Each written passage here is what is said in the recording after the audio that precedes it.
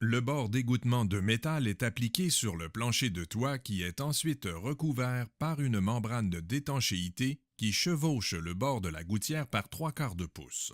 Une vallée métallique en W ou en V de 36 pouces de large est placée sur la membrane d'étanchéité déjà appliquée dans la vallée. Appliquez une sous-couche de pellicule synthétique approuvée sur la surface du plancher du toit tout en empiétant de 4 pouces sur la membrane d'étanchéité et de 6 pouces sur le côté latéral des vallées.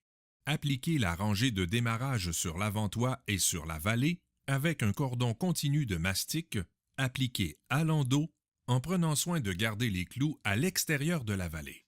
Appliquez la première rangée de panneaux à partir du bord de la gouttière en gardant le bord supérieur en continu avec le bord inférieur de la bande de démarrage et en s'assurant que le panneau est à au moins 5 pouces du joint du panneau de démarrage du dessous. Placez 10 clous par panneau là où il est indiqué par un X en prenant soin de les enfoncer bien droit et égal avec la surface du panneau. Maintenant, pressez la base de chaque section de panneau fermement afin que l'adhésif appliqué en usine entre pleinement en contact avec la bande du dessous.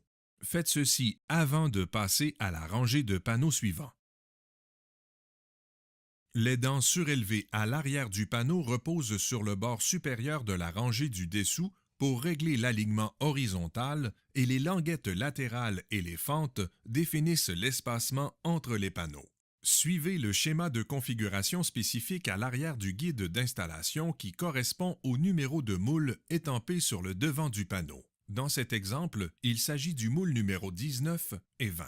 Les panneaux sont installés selon un modèle en briques, de sorte que les extrémités de chaque rangée soient centrées différemment de celles du dessous à mesure que vous vous déplacez vers le haut du toit. Appliquez un cordon de calfeutrage sur le dessus de la bande de départ dans la vallée lorsque chaque rangée est appliquée de sorte qu'il y ait une quantité continue de la gouttière jusqu'au sommet de la vallée.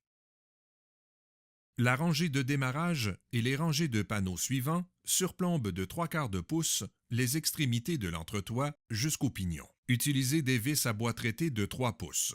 4 par couvert fixés aux emplacements indiqués dans le guide d'installation. Appliquez une couche d'agent d'étanchéité EuroShield sur le côté inférieur des 2 couverts d'extrémité, des arêtes et du faîte. Puis, placez un clou à finir de 2 pouces à travers le premier couvert et du scellant des 2 côtés. Cela fournira une protection supplémentaire contre le soulèvement par le vent. Ceci conclut la vidéo d'installation de Heritage Slate. Merci d'avoir regardé. Veuillez télécharger et lire le guide d'installation de Heritage Slate qui se trouve à euroshieldroofing.com pour obtenir des instructions complètes et détaillées. Suivez toujours le schéma de configuration qui se trouve à l'arrière de ce guide pour le numéro de moule indiqué sur le panneau avant pour obtenir les meilleurs résultats d'installation.